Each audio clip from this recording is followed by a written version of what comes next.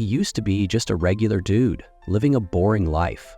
But one day, life flipped the script on him.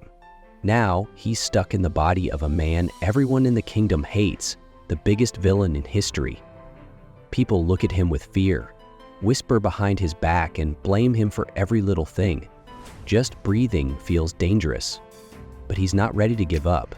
If he wants to stay alive, he's gonna have to play smart, flip the story, and prove that even someone with the worst reputation can still become the hero. Whether he can actually pull that off, well, that's the story we're about to follow. Everything kicks off when Princess Ryan's convoy gets ambushed deep in the forest. Strange, beast-like creatures, more shadow than flesh, start surrounding her carriage. Her personal guards get ready to fight, forming a wall around her, trying to hold the monsters off. The knight in charge, a serious guy named Julius, quickly realizes they're outnumbered. These creatures aren't just wild, they're organized. The guards fight hard, but it's not enough. The line starts to break, and it looks like the end is near. That's when our main guy steps into the scene. No one expected him. Julius sees him and immediately assumes the worst. After all, this is the guy known as a traitor, a criminal, basically the last person you'd trust in a crisis. The creatures keep creeping in closer. Everyone's panicking, but then the guy pulls out this ancient-looking book. With just a flick of his hand, a ring of fire bursts out, scorching the monsters in seconds. The guards freeze, stunned. They thought they were done for, but he just turned the tide in a blink. One of the knights, helping a friend who's badly injured, looks at the mysterious guy and asks if he's part of some rebel group. But the man brushes him off and tosses a bottle of glowing liquid his way. He tells him to use it on the wounded guy. They don't believe him at first. But with nothing to lose, they try it. And just like magic, the knight's injuries vanish. Even his broken bones snap back into place. It's like time reversed. The princess finally steps out of the carriage. She's shocked, but also thankful. She tries to thank the man who saved her, but he just shrugs it off, says he doesn't care about praise. He only helped because he had other things to do. Before the moment can get too warm, Julius storms over and cuts the princess off. He's furious, yelling at her not to trust someone like him. He turns on the mysterious savior, accusing him of playing games. Even the knight who just got healed pulls out his sword, torn between gratitude and duty. Julius drags the princess away, determined to keep her safe from the one man who just saved them. As the carriage starts rolling, the man shouts out to one of the younger knights. He tells him to take a different path. Head west, not north like they'd planned. There's a group there who can really protect her, not fools who talk big and fail when it matters. The knight hesitates. Why would this guy, someone they've all been told to hate, care so much? The man steps closer, rests a hand on the knight's shoulder, and simply tells him to listen.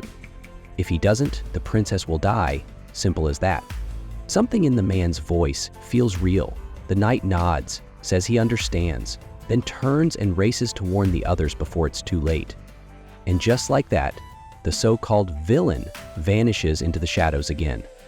Misunderstood, unwanted, but slowly changing the course of fate. People called him arrogant, not because he acted like a jerk all the time, but because he always kept his distance, cold, quiet, and always walking alone. Even after saving the princess and her guards, the others looked at him with suspicion, not gratitude. To them, he wasn't a hero, just a dangerous man with a dark past. The princess, confused by the way everyone acted around him, turned to her advisor. He explained that this man was known far and wide by a name that made people nervous.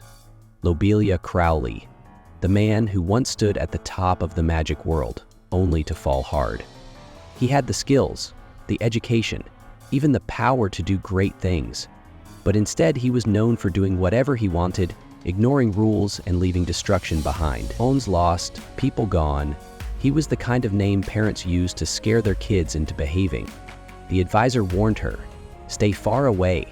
Some people use their power for the wrong reasons, and Lobelia was one of them. But the princess couldn't shake a strange feeling. If he was really that cruel, then why did he help without hesitation? Why didn't he ask for anything in return? There wasn't even a trace of pride in his eyes. It was like he just wanted to get it over with. Her head spun with questions, but one thing was clear. He was nothing like the tyrant her own father had been. That same heavy feeling her father gave off wasn't there. Instead, there was this quiet, heavy sadness around Lobelia. Maybe he was hiding something. Meanwhile, one of the younger knights hesitantly tapped on the carriage. He had an idea. Maybe they didn't have to just run and hope for the best. If they reached out and explained what had happened, maybe someone could help them, someone strong. Julius, the leader, realized who the knight meant, the legendary Order of Knights known for stepping in during moments like this. If they were nearby, there was a chance they could actually turn the tide. The young knight was relieved, but deep down, he didn't mention the truth. He got the idea from the same guy they were all so afraid of. That arrogant magician who had every reason to hate them still pointed them towards safety. When the knight first saw him, he thought the man would destroy them. But instead, even when swords were drawn, Lobelia seemed more concerned for their lives than his own. The knight couldn't say it out loud, but maybe, just maybe, the rumors were wrong. As for who Lobelia really was, well, the truth was weirder than anyone could imagine. His real name was Arima, and he used to work part-time in a convenience store. He was just some 23-year-old trying to get through the day, playing games on his phone during breaks. One day, out of nowhere, he found himself inside one of those very games, trapped, reborn as the most hated villain of all time. It was a classic mobile RPG that everyone loved, Arcadia fantasy. The story followed a chosen hero, blessed with a flame that could save the world, loved by everyone, fighting evil with his soulmate. The star of the story was Reynard, a nobody-turned-champion, the kind of guy people wrote fanfics about. But Arima didn't become Reynard. He woke up as the villain, Lobelia Crowley, the dark sorcerer on everyone's hit list, one of the most powerful mages ever, feared by kings, known for mastering forbidden spells no one else dared to touch. As Arima flipped through the old diary left behind by Lobelia, he started realizing something. This guy wasn't just some evil monster. He was layered, complicated, and tragic. He had grown up during a brutal war between humans and demons, born in a ruined village near the front lines. With a sick father and a younger sister, his early life was full of struggle. No riches, no fancy magic, just survival. He didn't have fame or followers back then, just two people he cared about, and even though they were poor, they were happy in their own way. This background wasn't in the official game story. Fans only found out through side quests and hidden lore. That's why so many players grew attached to Lobelia. Behind the villain label, he was someone who had been broken by the world, not born evil.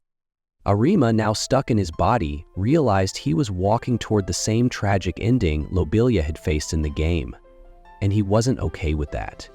He wanted to change the script. Lobelia was his favorite character. He deserved better.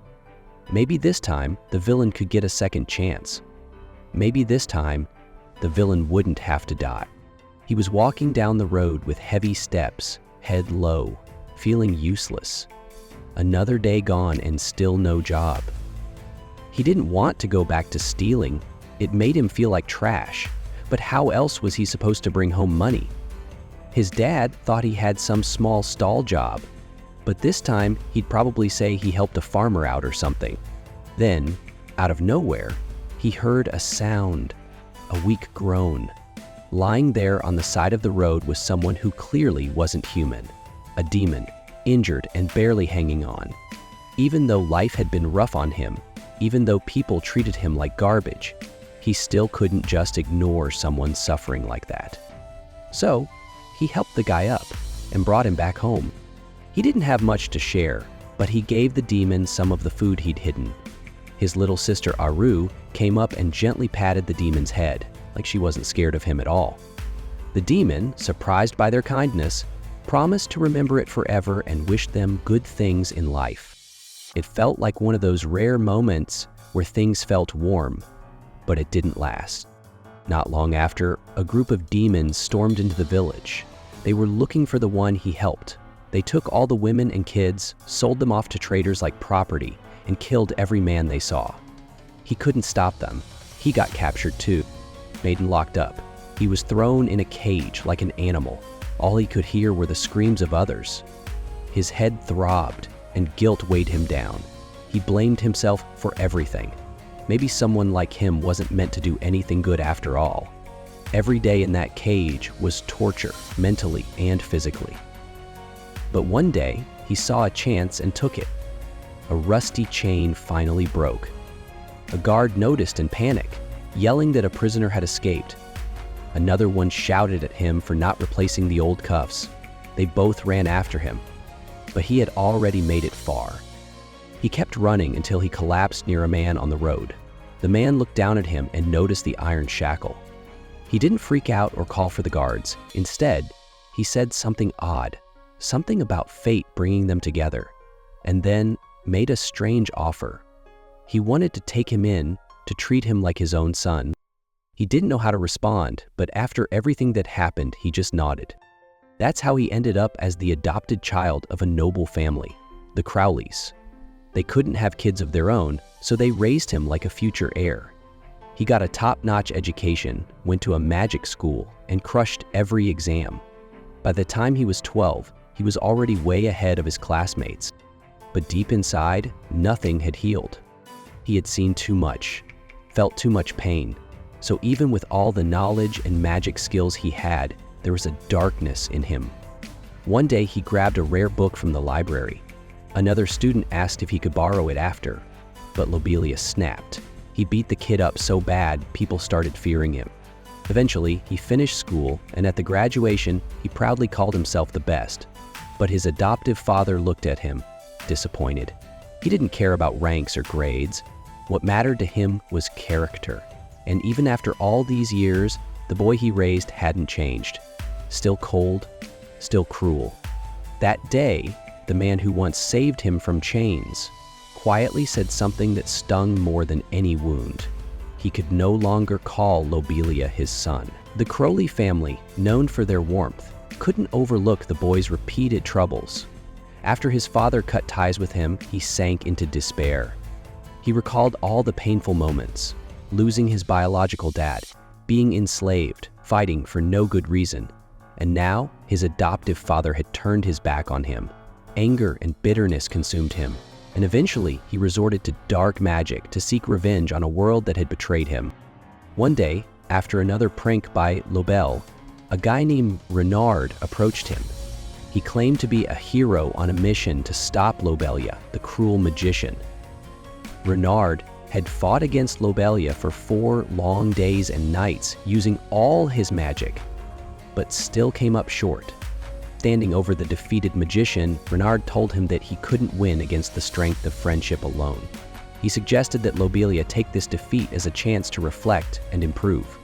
Exhausted and humiliated, Lobelia watched as his opponents walked away. He muttered angrily about never understanding the so-called power of friendship and vowed to send Renard to a place of despair. Over time, Lobelia grew stronger and continued to battle Renard, but he never managed to win.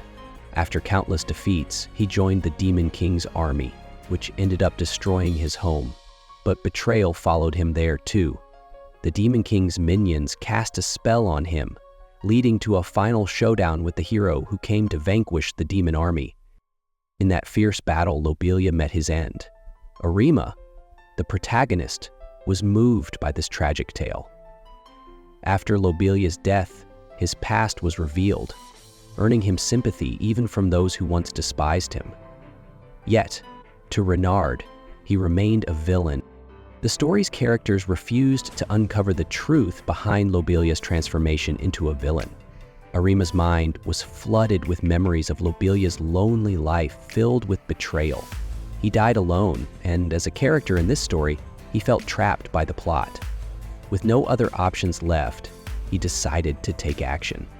First, he headed to a local inn to grab a bite. As he entered, he noticed everyone whispering among themselves. He placed his order, and the innkeeper, glancing nervously at him, asked if he wanted everything to go. Arima nodded, sensing the man's fear, but relieved he wasn't thrown out. Sitting at a table, he reflected on how, since his reincarnation, people always looked at him with fear or suspicion. He realized that the only way to change how others saw him was to clear his character's bad reputation. If this were a game, he figured there had to be a quest where he could defeat the Demon King. He remembered there was also a quest to take down the Dragon King, Boros. If he could defeat Boros, maybe people would start to see him differently. He needed to act fast, so he planned to leave by carriage the next day. Just then, a guy approached his table, wanting to ask him something. Arima nodded, and the guy asked if he was Lobelia, the infamous mage. He mentioned that Lobelia had a bad reputation but could turn things around if he teamed up with him. Arima wasn't interested. The guy pointed to another table where a girl named Claudia sat. She was known for her strong sense of justice and had a particular dislike for Lobelia. Arima felt uneasy, wondering if he was being watched. Suddenly, the guy splashed a drink in his face, taunting him about what would happen if he got caught there. This was the moment Arima needed to seize. The protagonist found himself surrounded by a group of strong friends. He wondered if they were planning to hand him over to the knights. Suddenly, they started attacking him, and he noticed that Claudia was watching, ready to fight back against the attackers. He thought that the punches didn't hurt much, but it was still annoying to be on the receiving end. So he decided to use a wind magic shock, which knocked all the attackers to the ground. He felt embarrassed. He just wanted to catch his breath, but now he had made things worse. Realizing he needed to leave before the situation escalated, he noticed the other customers whispering about him. They were shocked that he had started a fight and used magic to take down the guys so easily. He figured he should find another place to eat, as using magic too often could make him sick. Just then, he heard Claudia calling out to him. She asked if he had attacked the adventurers and said she wouldn't let him off the hook easily. She wanted to know what he was up to. He replied that he just wanted to eat and that he reacted when they interrupted him. Even if he explained that he was a victim too, she wouldn't believe him. She looked puzzled and asked what he meant. He pointed out that her approach showed how inexperienced the knights were. She fell silent and then told him she was too busy to waste time talking to an enemy before walking away. He thought that was a close call and realized he had angered her.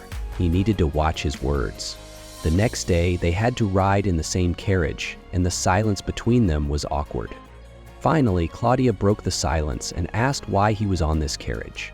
He explained that the passengers heading to Kansas were either connected to the Dragon King or had business with him. He added that it was unusual, but he planned to defeat Boros.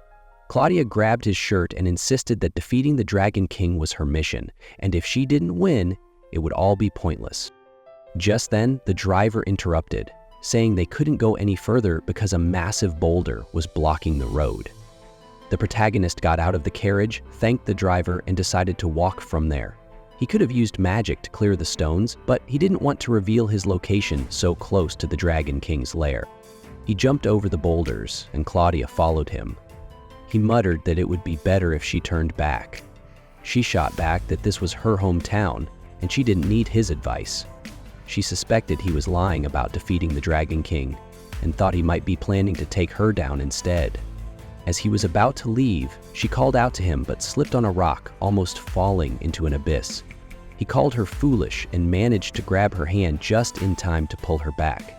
After saving her, she apologized and looked a bit down. He chuckled and told her to be more careful next time.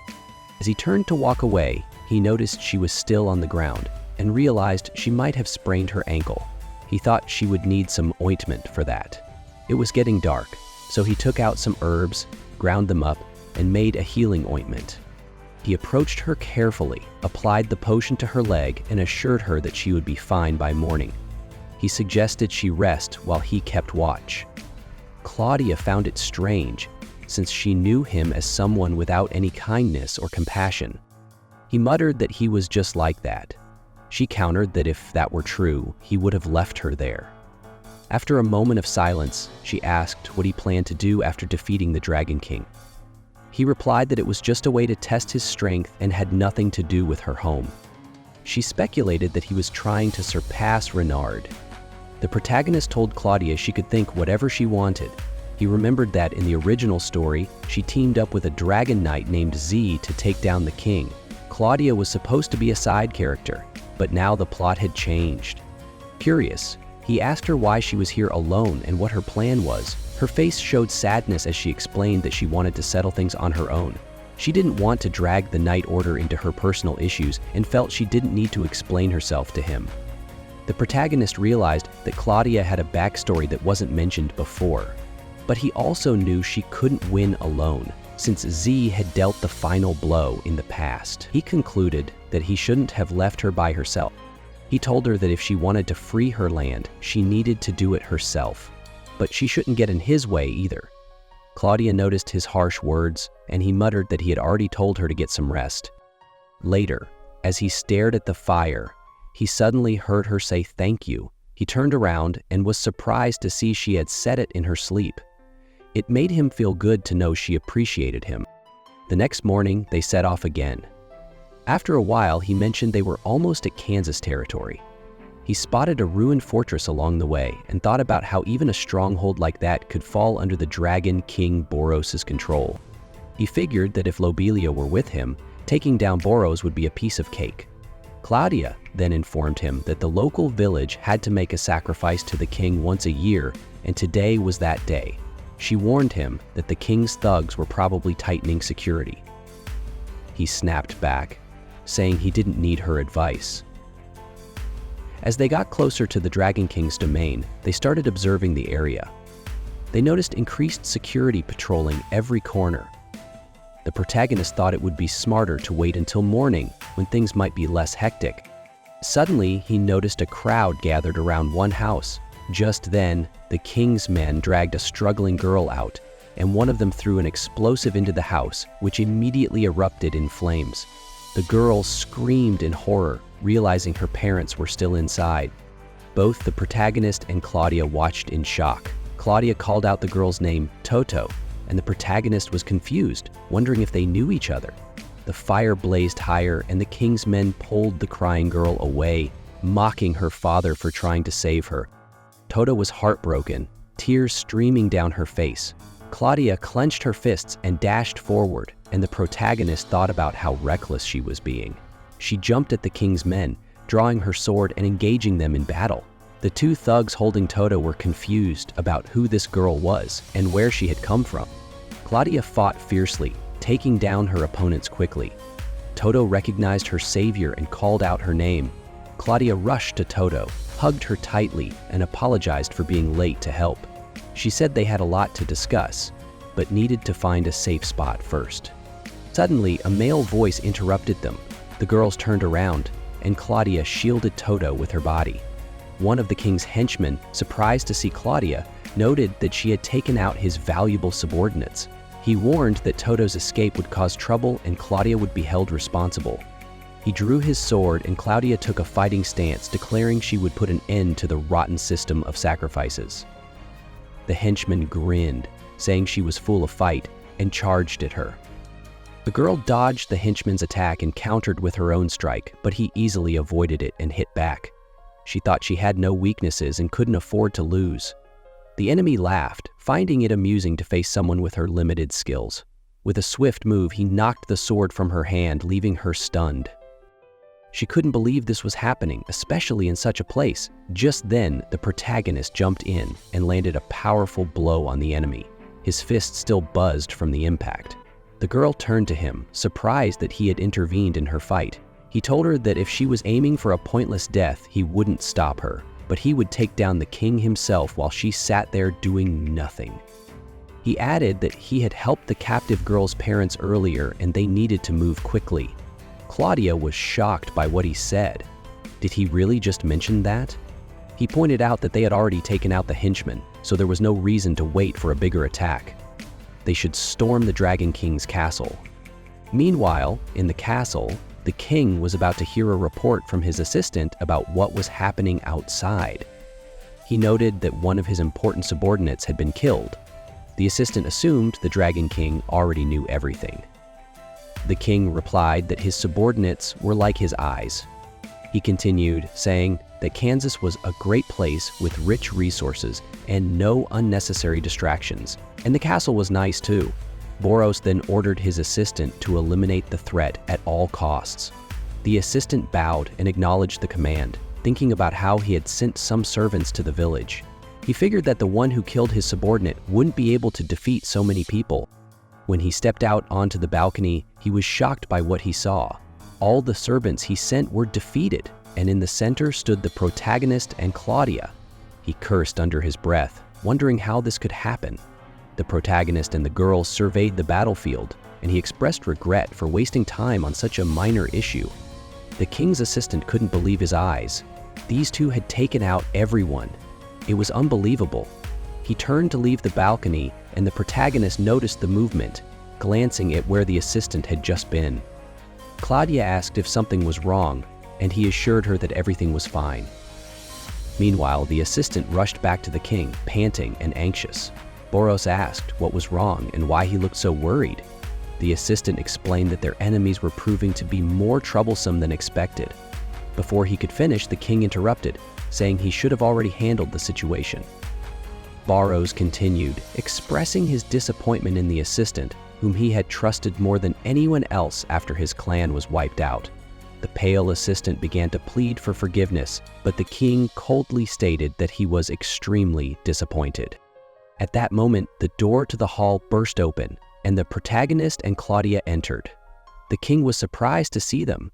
He welcomed them to his castle, noting that their manners could use some work. He extended his arms in greeting, and they saw the lifeless body of his assistant on the floor. He introduced himself as Boros and invited them to call him the Dragon King. He lamented the loss of a great subordinate and, looking at the protagonist, suggested that it was a perfect opportunity for him to become his servant. He added that he had always wanted a strong maid. The protagonist turned down the king's offer, and Boros responded with a dramatic, sad tone, questioning why he was challenging him. He wondered if the protagonist wanted to take control of Kansas for himself. The protagonist met the king's gaze and stated that he was there to free Kansas from someone like him. Claudia watched the exchange with interest, while the king declared that it would be a problem. He suggested they stop the pointless fight, pointing out that a fair battle was impossible since he was a dragon. With that, he drew his sword and charged at them. The protagonist stepped forward to absorb the shockwave, shielding Claudia with his body. He was impressed by the king's strength to create such a powerful blow with a single swing. Boros acknowledged the protagonist's strength, saying he seemed stronger than most. The protagonist replied that those who bark the loudest are often the weakest. Confused, the king asked what he meant. As the protagonist touched his sword, Boros was taken aback by what happened next. He began to explain that it was the strongest sword in the world, but he didn't get to finish because Claudia suddenly stabbed him in the head. To her surprise, he acted as if nothing had happened and said it wasn't good. She pulled her sword out and struck him again, but it was useless. He stood there, taunting her and suggesting she wanted to die right then and there. Seeing this, the protagonist realized things were going south and unleashed a wind magic shock.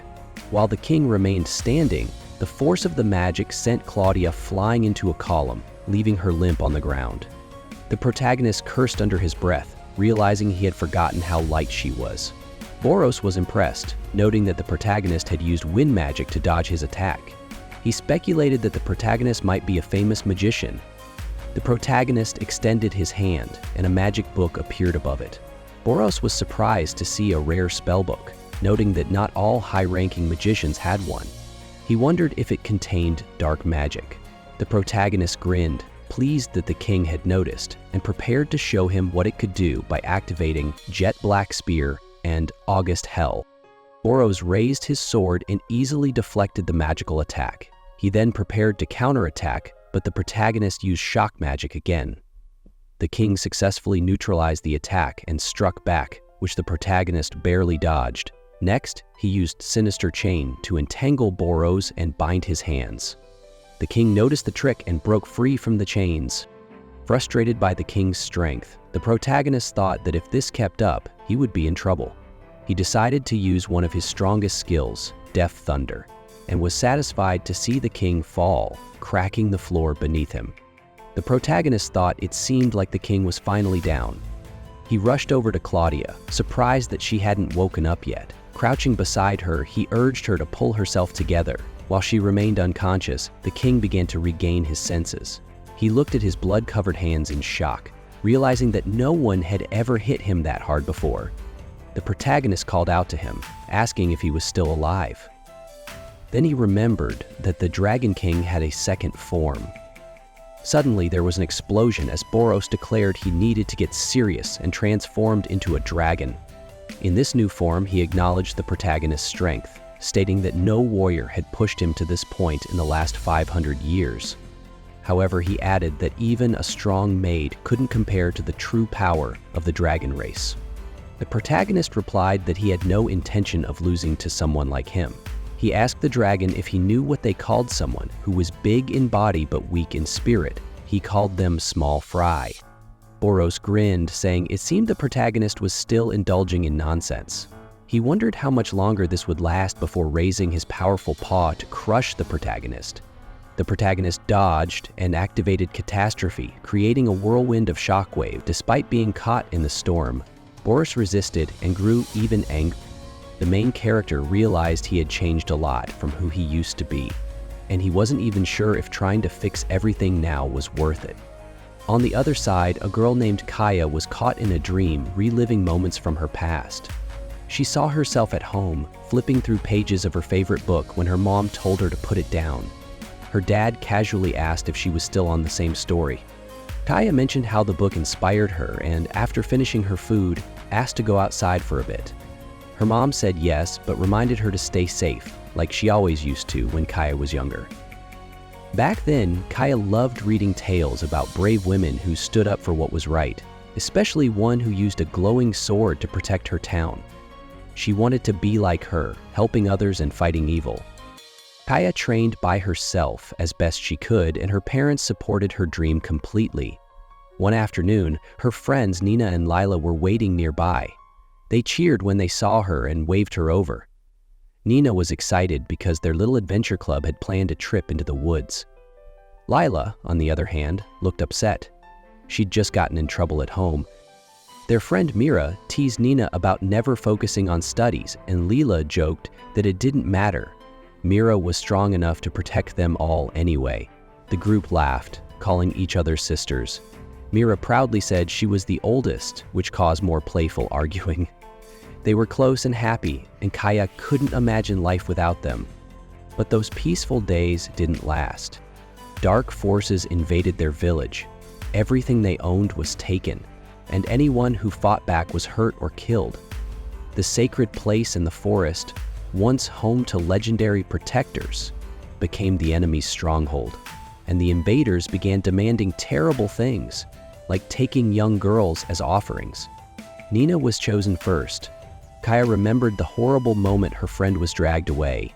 Nina cried out, trying to fight back, and in her final moments, she pointed at Kaya, shouting that Kaya would be the one to end this nightmare.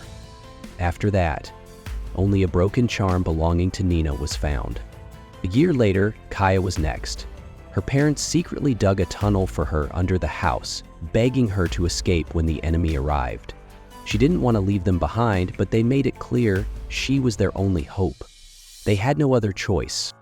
She had always wanted to be like her childhood hero, pretending to wield a magic sword and fight off bad guys.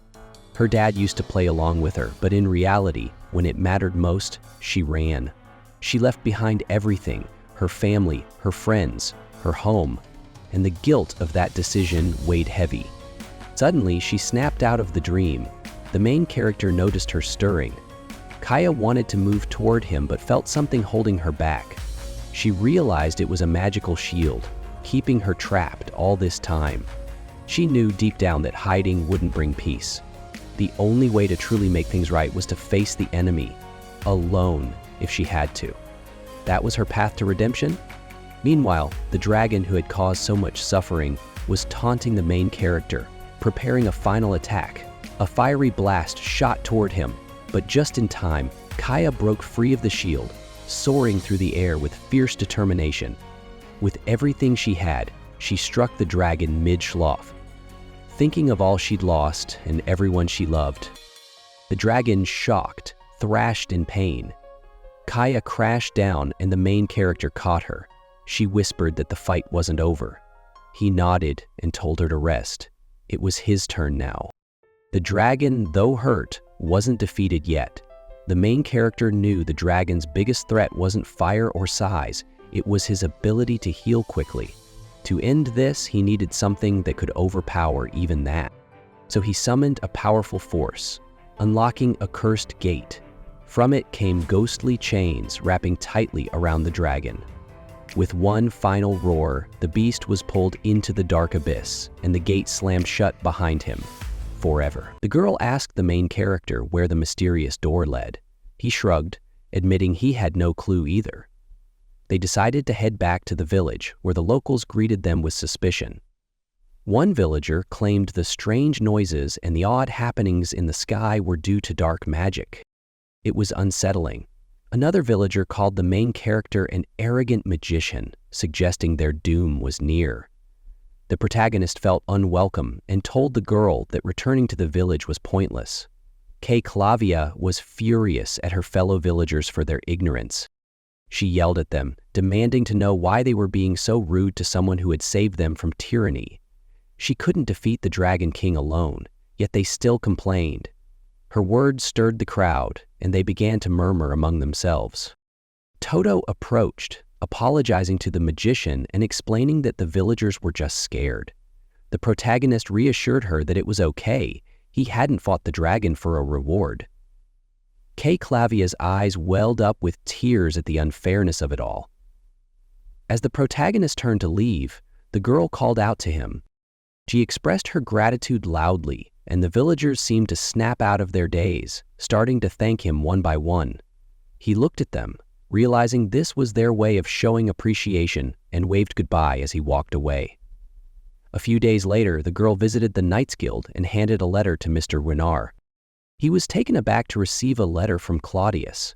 After reading it, he was shocked to learn that Lobelia was the one who had defeated the Dragon King. The princess smiled at the thought, recalling how charming he had been during their chat, while one of the night girls thought he was quite impressive. Meanwhile, the protagonist continued his journey, planning to help those in need to restore his reputation. However, his bad reputation and sharp tongue made it hard to start conversations. As he moved through the next country, he asked people if they needed help, but most turned him down. Suddenly, he heard a meow and turned to see a cat girl looking for assistance. She was starving and leaned against him for support. He saw this as a chance to do something good. He offered her some dried meat, and she gratefully accepted, saying it was delicious. Curious, he asked her name. She replied that he might be surprised, but she was the daughter of the chieftain of the Beeman tribe. He was taken aback and thought about leaving. The girl, Rhea, asked where he was going. He realized she was the daughter of Ratsikit, the chief of the Beastmen tribe. She had run away from her father's strict rules and was known for being selfish. He remembered how someone in the game had called her useless, and she had exploded in anger, vowing to take revenge on anyone who insulted her. She had even started a war against humans when she became the tribe's leader. If he got involved with her, he risked tarnishing his name even more. Raya pleaded with him to stop, but he kept walking, knowing he had no obligation to help her. He could easily take her back to her tribe instead. The girl meowed sadly, saying she wanted to reward him for saving her. The protagonist perked up, curious about what she meant by a reward. She winked and blurted out that she wanted to be his wife. He quickly shot down her wild proposal. She insisted she had fallen for him and asked if that wasn't an honor. Then she started bragging about her looks, but he told her to go home. Not wanting to lose him, she offered to be his pet. He felt disgusted by her persistence and snapped that she needed to stop acting like this. He had no time for someone who brought trouble upon herself. Suddenly, she meowed again and collapsed, cursing him. He approached her and touched her forehead, noticing she was shivering. He figured she had a fever, which made sense for a refugee without a plan. Even though he thought she was a hassle, he couldn't just leave her there. He built a fire and cooked some food. A little while later, she came to her senses and he was surprised. Did the smell of food wake her up? He pushed a bowl of food toward her, telling her to eat before it got cold. She thanked him and dove into the food, exclaiming it was the best thing she had ever tasted. He told her it was just porridge with eggs. She laughed, saying that if she got to eat like this every day, she would definitely keep him. He bluntly replied that he didn't care about her. If her fever was gone, she should head home. She protested, saying she didn't want to go back. She needed to meet someone. He was confused, asking who she needed to meet. Didn't she just run away because she hated her tribe? He had fought dragons instead of knights, so it was strange that her story could change. If she had a new goal, maybe helping her could benefit him. She explained that she needed to meet Rachel, who was learning magic in a place called Noah. Once someone became chief, they couldn't leave the forest, so she had to see her.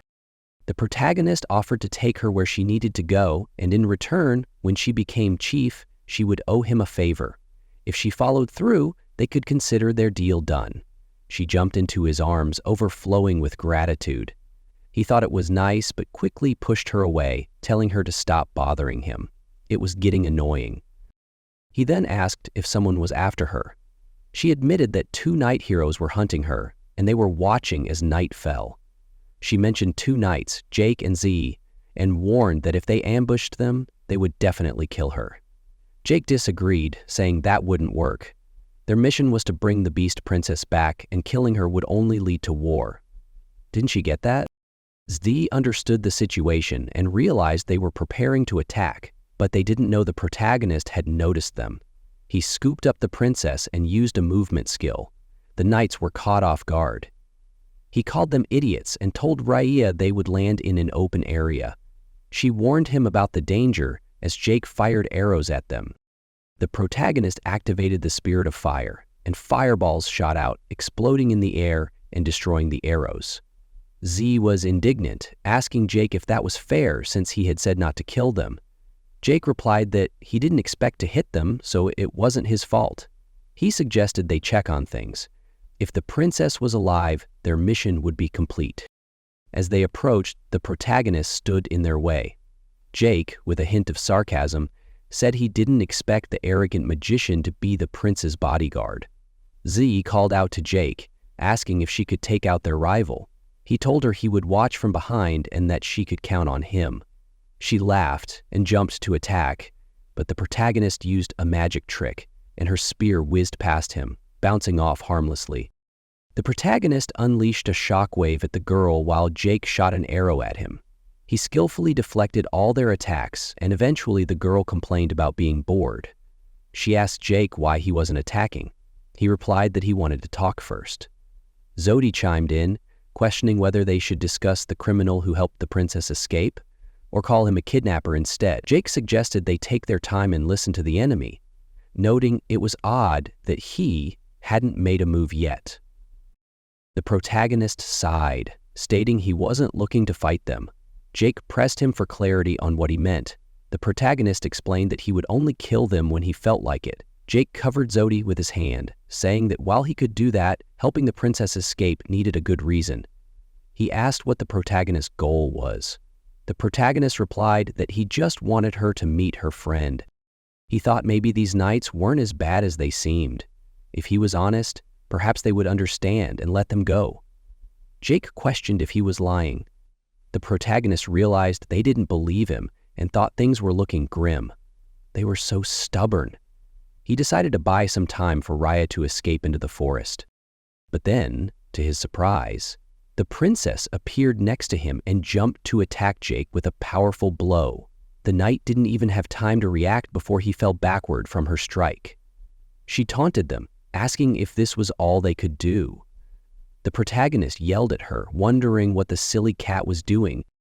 Zodi asked if the princess was going to fight too. She didn't quite get why, but since her partner was on the ground, she felt she had to attack. She raised her weapon, declaring she didn't care about the mission and that the princess would die now. Raya started running in circles and then leapt up into a tree, laughing and shouting that human attacks wouldn't hurt her. Zodi, frustrated, told her to stop running in circles just as she was about to strike again. Suddenly, one of Zodi's fingers was sliced off and blood gushed from the wound. Rhea was shocked by what she saw. Zodi had activated her berserk mode, which removed her restrictions and allowed her to absorb blood. Once that happened, she couldn't tell friend from foe. While Zodi was smiling sweetly under this influence, the protagonist grabbed the princess and started to move away from the fight. As they ran, he scolded her for being a stupid cat and told her to run away. Rhea protested, saying she had pride and couldn't leave her husband in trouble. The protagonist got angry at her words, shouting that no one would want to marry her. Hearing footsteps behind him, he turned to see Zodi chasing after them. He realized that in her current state, she couldn't be stopped. He didn't want to confront the knights, but he had no choice. He activated his sinister chains, trying to ensnare the knight, but she easily broke free, and he thought she was incredibly strong. Just then, she rose to attack, wanting him dead. Suddenly, an explosion went off nearby, sending her flying to the side. The protagonist wondered who had attacked. Jake appeared in front of him, urging them to leave quickly. Reinforcements were on the way, and if they didn't hurry, they would be caught. The protagonist was confused, asking if their goal wasn't to bring the princess home. Jake confirmed that it was, but the situation had changed and he would buy them some time. The protagonist thanked him sincerely, realizing he had said it more directly than he intended. Jake winked at them as he said goodbye, hoping they would find their friend. As they ran, the princess apologized to her savior. He reprimanded her, saying she was still young and would make many mistakes. She was indignant, insisting she would never make a mistake. He countered that as long as she was alive, she would inevitably mess up and suffer for it. The princess looked down, feeling dejected, while the protagonist thought that as long as someone was alive, they could fix things. Getting back up after falling was part of life. All the efforts they made would lead somewhere eventually. Rhea noticed his silence and asked if something was wrong. He assured her everything was fine, but suddenly he thought he heard a familiar voice. It couldn't be, though. The personality of this body was now in him. He brushed it off as his imagination and continued on. He made sure the princess was comfortable on his back as they approached a house. She pointed out that they had arrived at the Hill of Flowers, where a girl named Rachel was practicing her skills. Just then, Rachel heard footsteps, turned around, and asked who was there. Rhodia ran up to Rachel, calling her name with excitement. They hugged tightly, and Rachel expressed how much she missed her. Rhea echoed the sentiment, saying she missed Rachel a lot too.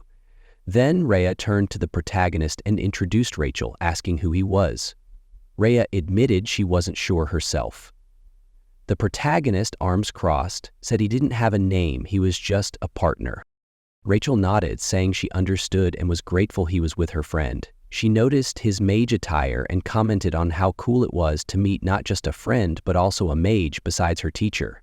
She then asked if he could show her a spell on a scarecrow. The protagonist thought it was clear she didn't know who he was, but low-level magic wouldn't hurt anyone.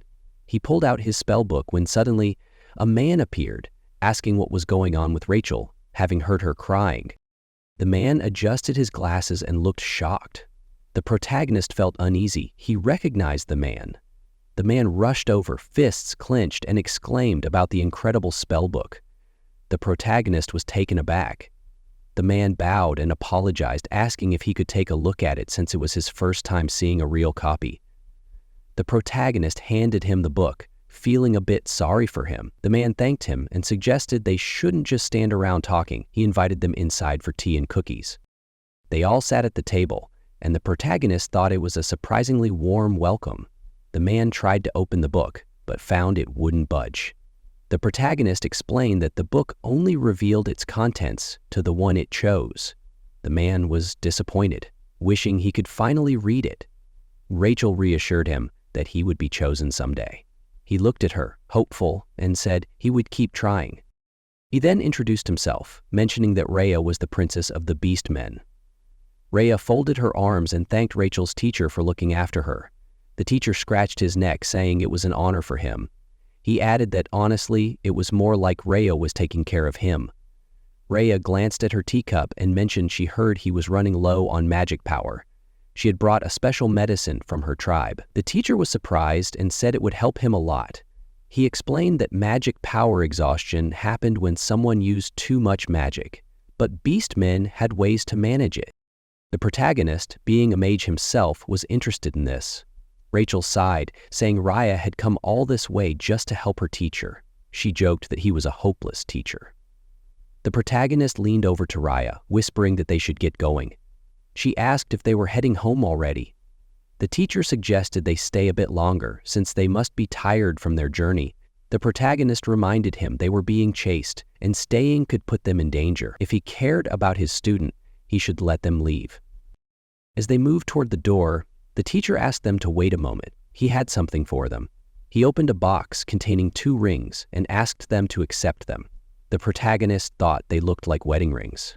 Raya excitedly asked how he knew they were getting married. Rachel and the teacher chimed in, saying they were magic items.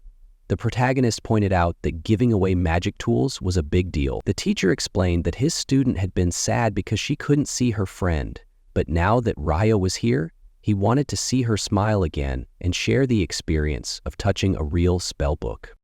The protagonist accepted the ring, and they stepped outside. The teacher called out, wishing them the best as they left. As they traveled, Rachel mentioned how healthy and safe they were. Raya waved her hand in thanks. While walking, she asked the protagonist if the ring was really a magic ring and not an engagement ring. He called her a silly cat, assuring her it was definitely a magic ring. He could feel its energy but realized he didn't know what it could do yet. He figured he'd find out once he took her to the great forest. It was strange, but he was having fun, especially after traveling alone for a month. Raya noticed he seemed deep in thought and asked what was on his mind. He told her he had something to share that he hadn't had the chance to mention before. She excitedly asked if he was in love with her, but he quickly said no. In truth, he had grown quite fond of her, so he had prepared for this moment. He revealed his real name, Lobilio Crawley. Rhea was taken aback, walking closer to him and asking if he was the famous wizard. She had always wanted to know how terrible he was, but she didn't think he seemed that bad. The protagonist wondered if he really was kind. Just then, she asked if something was wrong, but before he could respond, someone called his name from behind. They suddenly found themselves surrounded by humans and demi-humans. One of them called out to Raya, who wanted to say something to the protagonist, but he interrupted, saying it was normal for her tribesmen to come and take her back. He told her to go to them. She ran off, and he thought if Jake had managed to escape and deliver the message, everything would be fine. It was time for him to leave. Then someone pulled out a gun, claiming that stealing the princess of the demi-humans was a serious matter. They shouted that they were in a life-or-death situation because of him. The protagonist was confused, asking what they meant. He then sensed dark magic from Zoria and Jake. Realizing that Jake was the only one who used dark magic, he shouted that it wasn't him, but they told him to shut up and fired. Rhea was shocked and tried to break free to save him. Later, in the underground prison of the Order of Heroic Knights, Lobelia sat behind bars, feeling the weight of the shackles that limited his magic and the barrier that kept him trapped. Jake was in such bad shape that he couldn't wake up. The hero Reinhardt wouldn't listen to his side of the story, and since he was considered an enemy, if he fought back, it would only ruin his reputation further. He thought it was a shame. Everything could be over for him now. Then, he noticed Leon approaching. She called his name and walked toward him, but tripped and fell. When she got up, she said it had been a long time. He recognized her name, which made her happy. She mentioned she had heard about what happened to the members of the Order. The protagonist insisted he hadn't done anything wrong. She smiled, saying she believed in him. She knew the Lobelia who had saved her could never commit such a brutal act. She asked him to wait while she tried to convince them otherwise. He replied that it wasn't necessary, and she was surprised. He explained that it was his problem to deal with alone. She insisted she owed him a favor and wanted to be useful to him. He refused her help, and she angrily reminded him that she was a princess and promised to help him. Just then, Yule arrived and asked what she was doing there. She tried to shoo him away, adding that she had strong feelings for Lobilio. The protagonist thought he was hearing a joke when he saw Elsa sitting nearby, watching as Zoria and Jake lay unconscious. Reinhardt walked in, and she greeted him with a cheerful good morning, to which he replied in kind. She expressed her hope that everything would turn out okay. Reinhardt placed a vase on the table, and Elsa added that while she didn't deny the possibility, it felt strange to doubt someone without solid proof. He sat next to her, gently stroking her head, and told her she was too kind. He insisted that the only one who used dark magic was Lobilio, and it had to be him, since he hated seeing his friends get hurt. Reinhardt stood up, waved goodbye, and said he had to go, leaving everything in her hands. As she sat there watching Jake, she noticed him move his fingers, which surprised her. Meanwhile, the protagonist was being escorted up the stairs by guards. When they entered the room, Reinhardt's team looked at him, and one of them announced his arrival. The protagonist felt confused until Reinhardt appeared. Reinhardt mentioned that he hadn't heard from the protagonist in months, and was shocked to learn he had done something to his friends. He challenged him to a duel. The protagonist asked why they couldn't just talk first. Reinhardt shouted that there was nothing to discuss with someone like him. The protagonist insisted he hadn't done anything wrong. Reinhardt claimed they had proof against him, so he shouldn't try to deceive them. He reached for his sword, vowing he would never forgive him, and the guards began to uncuff the protagonist. The protagonist realized Reinhardt was eager to fight. He thought about how he would prefer to talk things out first, but if he didn't hold his ground, it would only make things worse. Deciding to take action, the protagonist pulled out his spellbook and started casting a spell. Reinhardt charged at him, but the protagonist managed to dodge the attack. He advised Reinhardt to lower his sword, saying his strength was much weaker than his own. Reinhardt shouted that he refused to back down. The protagonist felt it was a pity and then used his magic to summon sinister chains that bound Reinhardt, leaving him unable to move. As Reinhardt struggled, the protagonist explained that he hadn't hurt his friends. It was Zdi who had done it. When she went berserk, Jake had tried to stop her, and that's how things ended up like this. Reinhardt questioned the protagonist, asking how he could expect him to believe such nonsense. The protagonist suggested Reinhardt should ask the ones who were there, insisting he didn't want to fight. Reinhardt pointed out that they were in a state where they might never wake up again. He broke free from the chains, calling the protagonist a fool for trying to run away from his sins. The protagonist realized Reinhardt was using the power of the Holy Sword. Reinhardt charged at him, injuring his shoulder, and warned him not to underestimate him. The protagonist asked why Reinhardt wouldn't listen. He was a hero seeking justice, so why not try to understand him? He wondered if it was because he was Lobilio, the so-called villain. Frustrated, the protagonist opened his spellbook, declaring that this was all very foolish and that Reinhardt would soon understand. He cast the black circle spell, trapping Reinhardt inside. Confused, Reinhardt thought it was weakening him. The protagonist then summoned a dark spear, but Reinhardt managed to fend it off. In that moment, the protagonist struck him hard in the stomach, sending him crashing through the wall. The protagonist thought that if Reinhardt was truly a hero, he wouldn't be knocked down so easily. As the onlookers watched the fight, one of them called Reinhardt a fool for his actions. A girl questioned if he wanted to harm not just their comrades, but their leader as well. The protagonist, feeling furious, reminded them that Reinhardt had challenged him to a duel and had already injured him. Reinhardt returned to the room, telling the onlookers not to interfere. He raised his hand, stating that this was their duel and he was merely counterattacking. They argued that it was pointless to fight him alone and that they needed to work together. Reinhardt insisted that if they couldn't defeat him, then everything was pointless. He declared he didn't want to see his loved ones hurt anymore, raising his sword and shouting that victory would be his.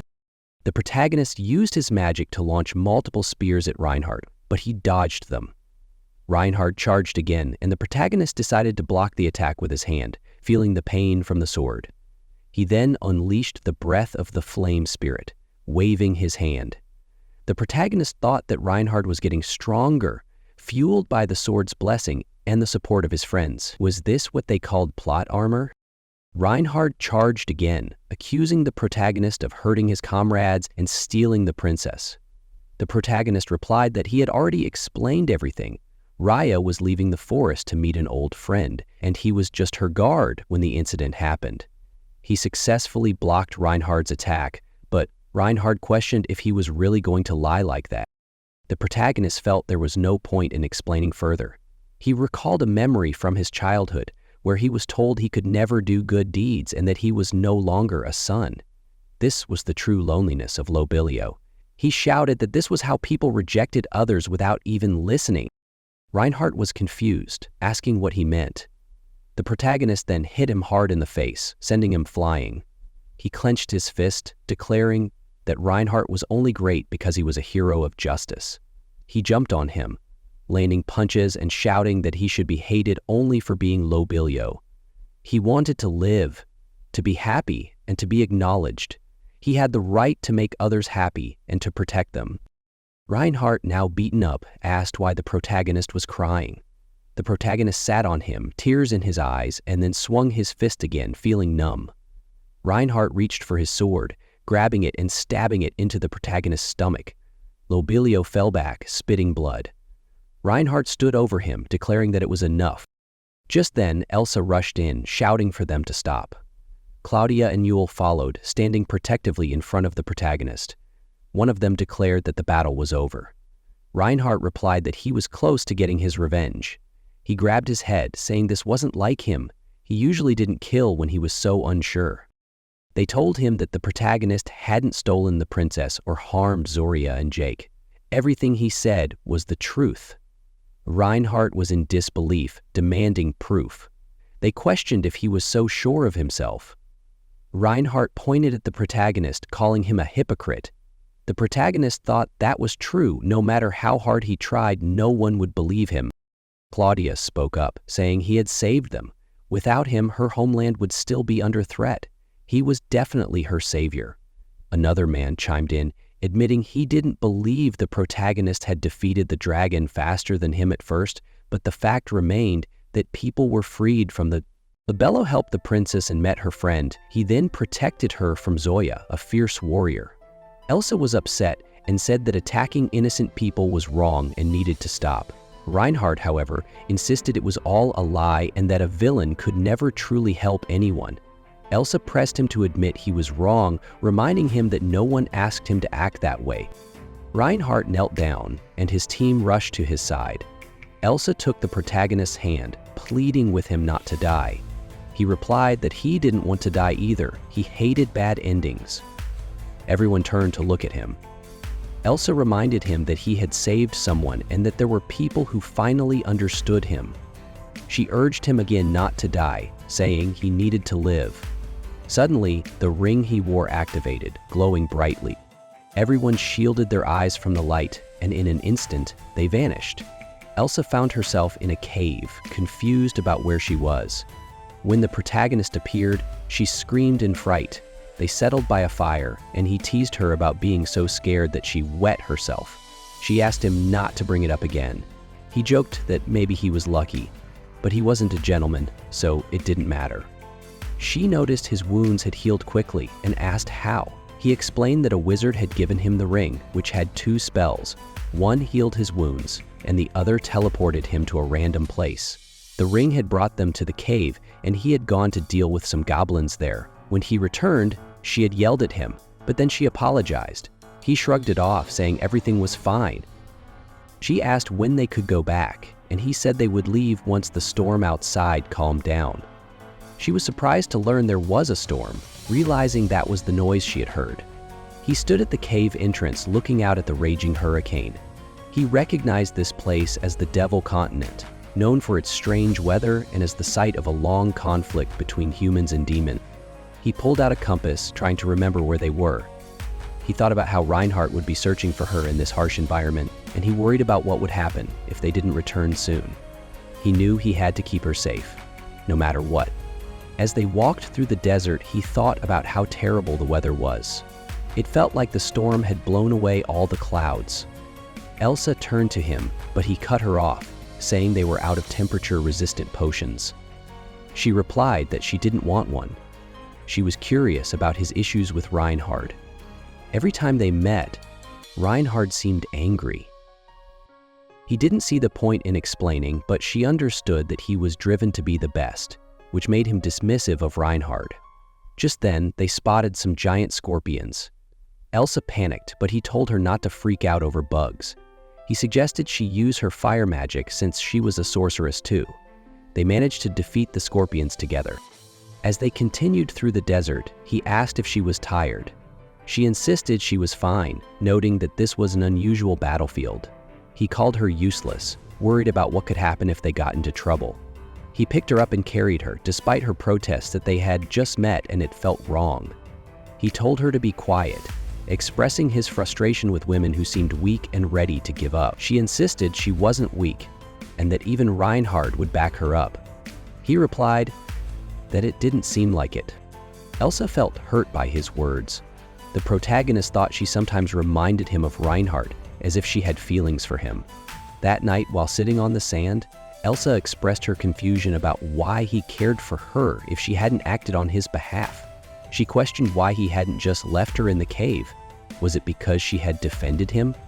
But she had done that for Reinhard, not him. She didn't want Reinhard to become a killer. The protagonist pointed out that she had defended him, but it was Reinhard who had caused all the trouble. Did she really think he deserved forgiveness?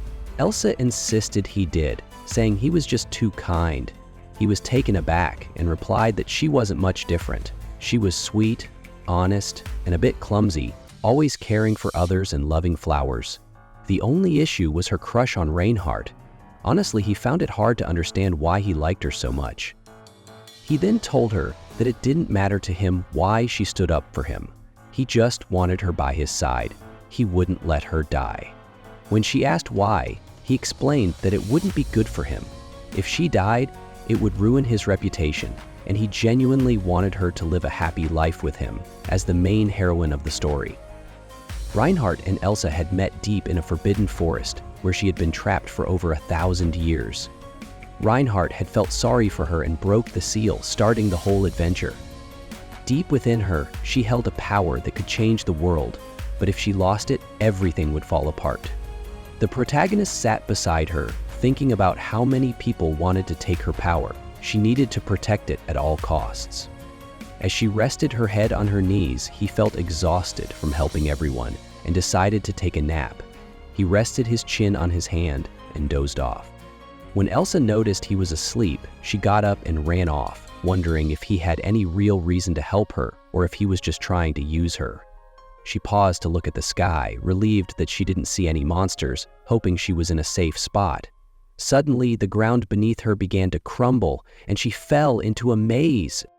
After getting up, she used her magic to create a small fire to see her surroundings. She realized she was in a maze and thought the exit was too high to reach. She needed to find a way out on the surface. Feeling overwhelmed, she sat down and felt sad, missing everyone and shedding a tear. She regretted her earlier thoughts and felt sorry for herself. Suddenly, strange things began to happen around her. Surprised, she looked around, wondering if someone else was there. She decided to run, thinking she needed to escape quickly. Spotting some doors, she chose one to go through, only to be confronted by a massive monster. Meanwhile, the protagonist woke up, realizing he had dozed off while Elsa ran away. He couldn't believe she left him behind. He noticed fresh tracks in the sand and decided to follow them. They led him to a hole that opened into a labyrinth. He thought this might not be the same path as in the game. The labyrinth was close by, and he knew the chances of running into monsters were high. He worried about Elsa, knowing she wasn't equipped to fight and could easily be in trouble. If she encountered the labyrinth's master, he might have already told her how to get captured. He stood at the edge of the hole, contemplating his next move. He figured he should head straight to the boss room. It wouldn't be too hard. He jumped into the hole, recalling how many times he had done this in the game. As he landed, monsters began to approach him. He looked at them and recognized them as Aaron, perfect for relieving some stress. The monsters charged at him, but he quickly took them down. After dealing with them, he dashed through the labyrinth, searching for the boss. He turned a corner and spotted a set of doors. Kicking them open, he entered the room and saw a massive monster holding Elsa, who was hanging upside down and screaming for help.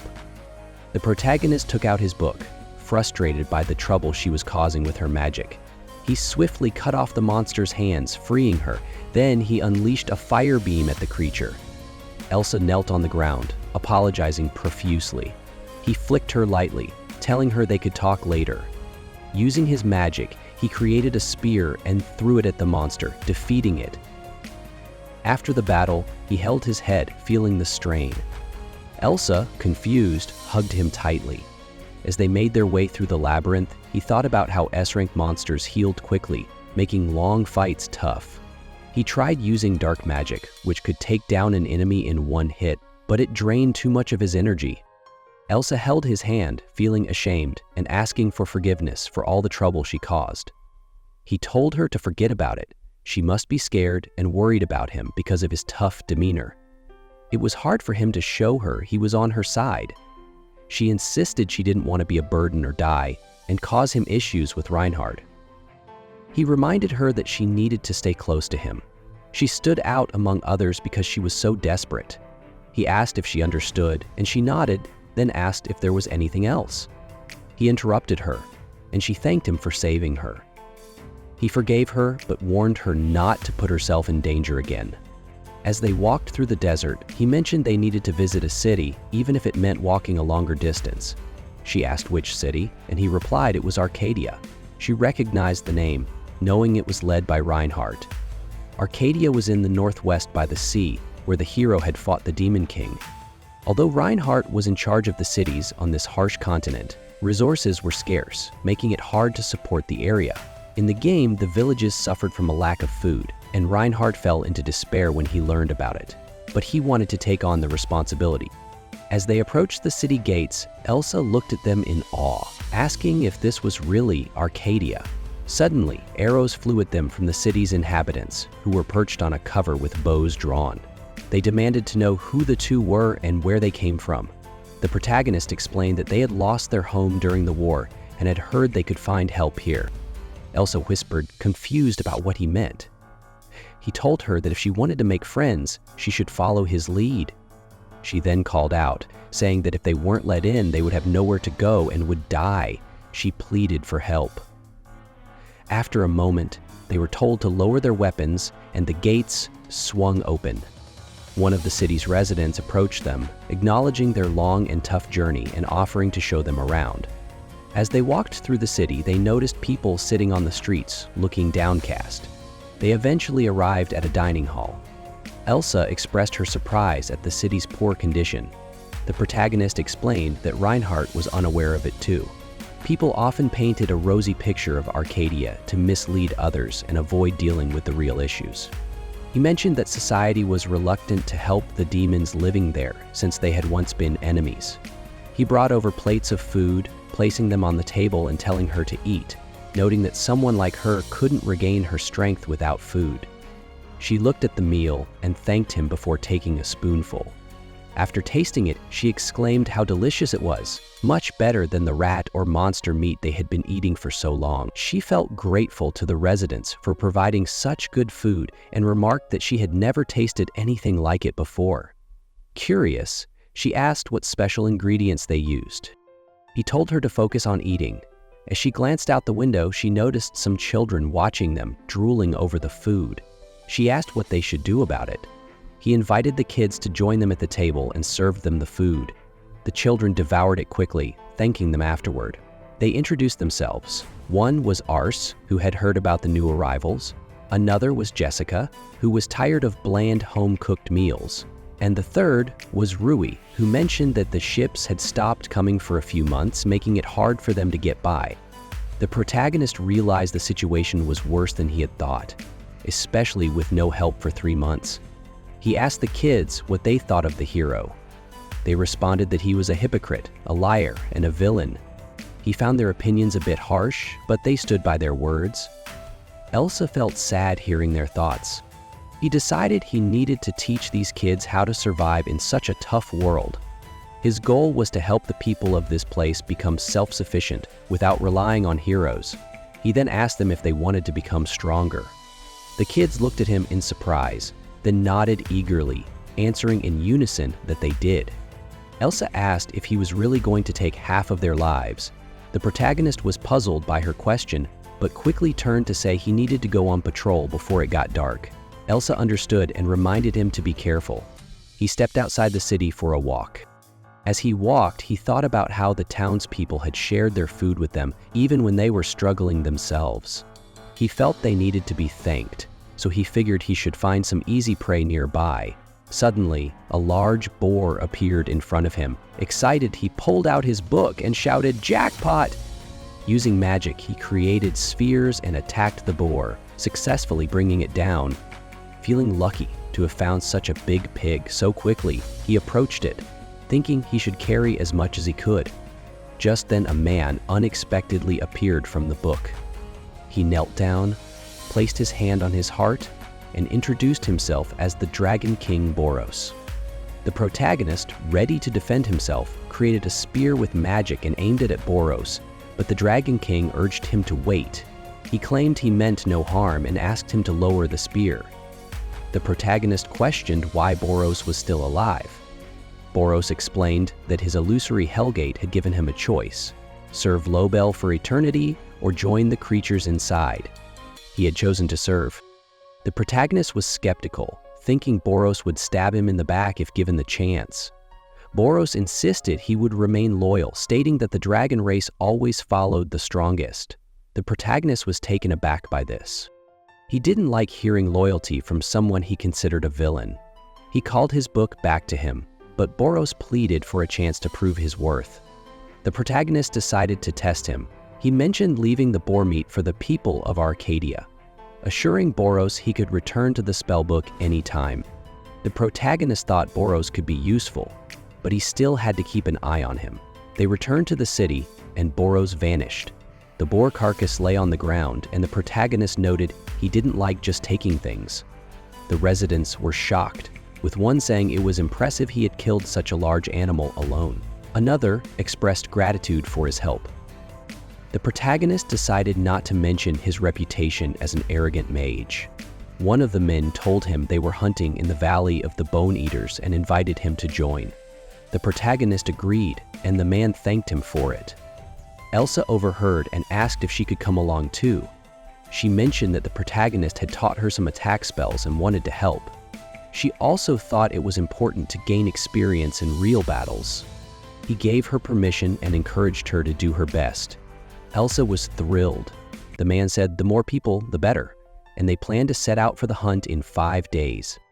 When the day arrived, they set off and managed to bring down a lot of carcasses. One of the hunters complimented Elsa on her spellcasting.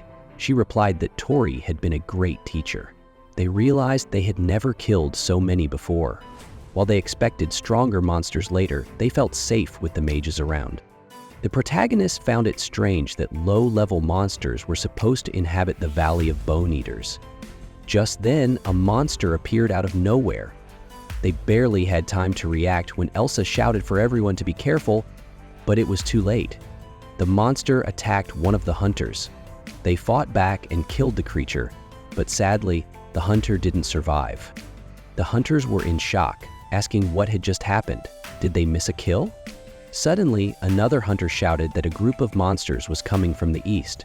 The protagonist realized this was bad news. Chaos erupted around them. He quickly shouted for everyone to retreat, saying he would handle the situation. Elsa was sitting near the fallen hunter, and others approached her, saying there was nothing they could do. But she picked up a sword and charged into battle, easily taking down the monsters that threatened them. Afterward, she dropped the sword and knelt down, tears streaming down her face. The protagonist rushed over to her, concerned. She hugged him tightly, and he realized she had transformed from a defenseless heroine into someone who could endure the hardships of their journey. She expressed her frustration about feeling helpless in the labyrinth, saying she wanted to become stronger but felt like others always had to protect her. She worried she wouldn't be able to face the knights again if this continued. He encouraged her to become someone who could protect others. A month passed, and he taught the men how to hunt and the women how to cook. He also shared his knowledge with the children, including Ars, Jessica, and Rui, who were eager to gain strength to help others. He took them under his wing, teaching them magic and sharing food. One day, he shouted in excitement that he had succeeded in teaching them. Jessica praised him while Rui clenched his fist, determined to try harder. The protagonist thought the people here were quick learners, perhaps always having talent but lacking the chance to show it. The city became livelier, and he noticed that Elsa was making friends too. She was sitting with a friend who asked if she thought it was great that she had someone looking out for her. Elsa was confused and asked what her friend meant. Her friend explained that even though Elsa had someone she liked, she was also protected by another guy who looked a bit scary but was handsome, like a character from a fairy tale. Elsa pondered this, unsure of what to think. Her friend pressed her, suggesting that there must be a reason for the guy's protectiveness, like having feelings for her. Elsa was surprised and admitted she thought he was cool but didn't have romantic feelings for him. Her friend insisted there was definitely something there. Elsa added that she would always be suspicious of her friend's theories. Her friend laughed, saying that was exactly what she meant.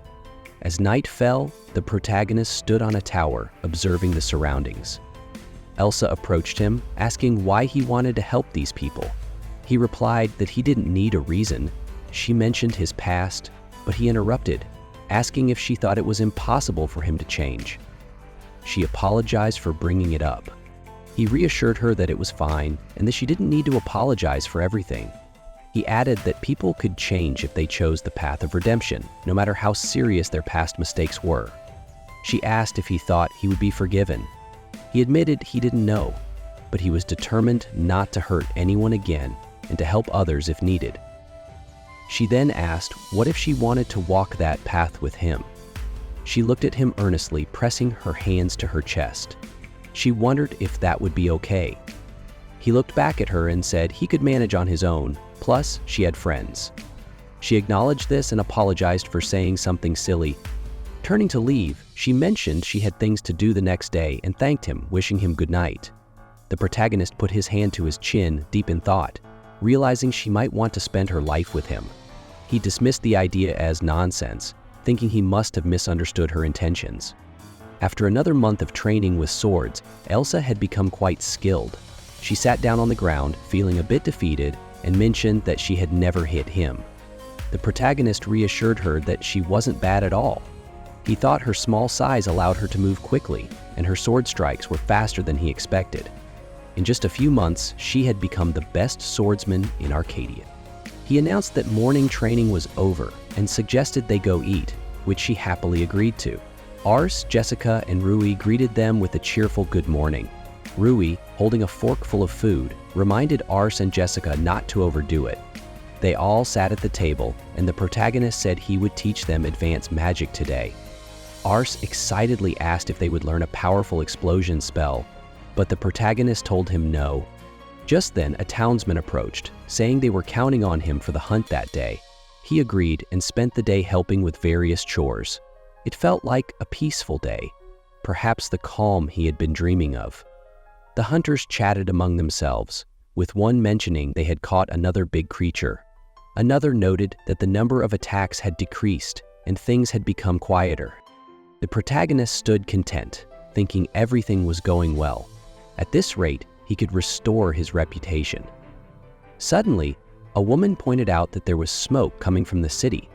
A few hours earlier, a ship had arrived at the port of Arcadia. Elsa watched as the ship belonging to the Order of Hero Knights docked, bringing supplies. But something felt off. The spiritual church was with them. The spiritual church was known for its discrimination against demons. It didn't even acknowledge the existence of Arcadia. Just then, someone approached her. It was Elliot, who said they hadn't seen each other in a long time and that everyone had been searching for her. He mentioned it was unfortunate she had been sent to the demon continent. She replied that someone had helped her, and she was grateful for that, enjoying her life in Arcadia. Elliot seemed pleased to hear this, but then asked where Reinhardt was. He explained that Reinhardt hadn't come and that he and his best friend were sorting things out. He added that Reinhardt's presence could be a problem. Elsa was confused by this. A man behind her shouted that it was true. Without Mr. Torre's help, they might have starved. Elliot scratched his neck, acknowledging it must have been tough for them. The man questioned his attitude, saying they were the ones who guaranteed their safety. In a fit of rage, Elliot drew his sword and cut off the man's head, yelling for him to shut up. Another man approached, and Elliot told him he had asked for help with the demons, but hadn't listened, calling him foolish. The priest agreed with Elliot, and Elsa was horrified by the violence. She knelt down, shaken. The man who had killed the other approached her, grabbing her shoulder and telling her not to look so scared. He said they were there to cleanse the city of demons, and anyone who resisted would be destroyed. The protagonist arrived in the city, but it was too late. The place was in ruins. He saw Ars holding Rui's lifeless hand while Jessica knelt nearby, crying. The protagonist walked over, and Ars asked if Rui would be okay if he could save him. The protagonist looked at Rui and thought about a potion. The children looked at him, asking for a panacea, but he had to tell them it couldn't bring the dead back to life. They all began to cry harder, devastated by the loss. He and the knights searched the city for survivors, but they only found 30 people. He thought about Elsa, wondering if she was missing too. She couldn't have died. With her sword skills, she must be looking for survivors. It dawned on him that the spiritual church and the Order of Hero Knights were working together, which explained the massacre of so many demons. The protagonist was shocked and wondered which of his students had the most skill in advanced magic. One of them insisted on avenging Rui, and while the protagonist agreed, he felt he might have made a mistake bringing him along. He handed Elsa over to the girl and then heard a loud explosion. He asked if there were any enemies left on the ship, realizing he needed to be ready since he couldn't afford any more mistakes. He ordered everyone to leave and return to the boat. When they asked about him, he told them he would handle the remaining enemies and find Ars. Turning his back, he shouted for them to leave, emphasizing it was an order. He ran through the ship, thinking that after such an explosion, it wouldn't hold up much longer. If they all searched together, they would sink quickly, and he wouldn't let anyone else die. Elliot stood at the top, holding Ars with a sword to his throat. He taunted the protagonist, asking how the fools from Arcadia had gotten such a protector. The protagonist demanded Elliot let Ars go, but Elliot questioned if he really cared about the lives of children. He mentioned Elsa calling the protagonist's name, suggesting something had happened between them while she was with him. He then said he would let Ars go if the protagonist killed himself. Ars bravely told Elliot that if he wanted to kill someone, he should kill him instead. He wasn't afraid, knowing the protagonist would avenge Rui and the others. Elliot shouted at him to be quiet and began to draw his sword across Ars's throat. The protagonist quickly used dark magic to create shackles, freeing Ars just in time. He thought about switching places with Elliot, wondering if that was the ability of his sacred weapon. He approached Arsa, relieved he was alive, and poured a potion into his mouth. The protagonist believed this was the best medicine to counteract the effects of black magic. Elliot scoffed, questioning how a human could be friends with a demon. The protagonist was fed up with people like Elliot, who didn't understand the pain of watching demons torment his family and friends. Elliot, holding his sword, attacked, calling the protagonist a naive brat. The protagonist dodged the attack while holding Ars, thinking he needed to protect him. He used magic to create a wall of fire to shield Ars. Elliot walked through the flames, confused about why someone like the protagonist would fight for others. The protagonist replied that he didn't care what a scumbag like Elliot thought. Elliot charged again, determined not to back down. He swung his sword, but the protagonist successfully blocked the attack. He realized that Elliot had also been betrayed by demons in the past, just like him, which made them both consumed by revenge. But Elliot had hurt Rui and his friends, and the protagonist couldn't retreat now. He thought about the sacred weapon, Groat Switch, which could swap him with a target, but it had a long recharge time and limited range. He needed to save his magical energy to create an illusory hellgate, a portal that could swallow the entire ship. He knew he couldn't use other powerful spells until it was fully charged. He felt the fear of death and pain creeping in. Meanwhile, on the boat, Elsa woke up and saw Yuma. He told her she was awake, and she asked where the protagonist was. Yuma informed her that he was still on the ship. She looked at the ship and shouted that they had to go back. Yuma told her they couldn't, explaining that they wanted to, but the protagonist wanted her to be safe. Even if she was safe, she couldn't believe he might be trapped or dead. Meanwhile, on the ship, Ellie and Mick were locked in a fierce battle. The protagonist jumped to the side, watching Elliot with a mix of confusion and irritation. He wondered why Ellie was still so confident. Even if he won, the ship was sinking. Was he just arrogant, or did he have a plan? Elliot declared he would finish the fight with one blow and told the protagonist to get ready. The protagonist shot back, saying that it was typical for a weak dog to bark the loudest. The outcome was clear. He charged forward, using magic to cut off Elliot's legs. Elliot screamed in pain, and the protagonist moved closer. In a panic, Elliot begged him to stop, realizing what was happening. He asked if the protagonist was going to torture him too. Just then, instead of Elliot, a priest appeared in front of the protagonist. Surprised, he asked how the priest had gotten there. The priest, looking frightened, called out to the protagonist for help, blaming Elliot for his predicament. The protagonist realized that Elliot had used his ability to switch places. He had only hesitated for a moment, and Elliot had taken advantage of it. The priest promised that if the protagonist saved him, he would ensure the spiritual church fully supported Arcadia. The protagonist understood the situation and, feeling magnanimous, decided to help. But before the priest could say more, the protagonist swiftly cut off his head. Continuing through the ship, the protagonist thought about how the legendary Hellgate would soon activate. He felt he had already wasted too much time. He approached Ars, apologizing for making him wait. He patted Ars's head and said they needed to get out of there. Meanwhile, Elliot was on a boat, cursing himself for not finishing off the protagonist when he had the chance. He thought about telling Reinhard and attacking the entire Night Order, vowing to destroy all the demons and anyone who supported them. Suddenly, a voice came from behind him, asking if he felt no remorse. Startled, Elliot turned around and shouted, asking who it was. The voice introduced itself as a direct subordinate of the arrogant magician, the Dragon King Boros. Elliot was shocked, realizing this was the Dragon King that Libby had supposedly defeated. Boros explained that his master had instructed him to stay hidden, but Elliot's disrespect had pushed him to reveal himself. Now, he could do whatever he wanted. Elliot, feeling a wave of fear, began to call Boros names, but Boros simply smirked, saying he would start by removing Elliot's skin piece by piece, grabbing his cheek menacingly,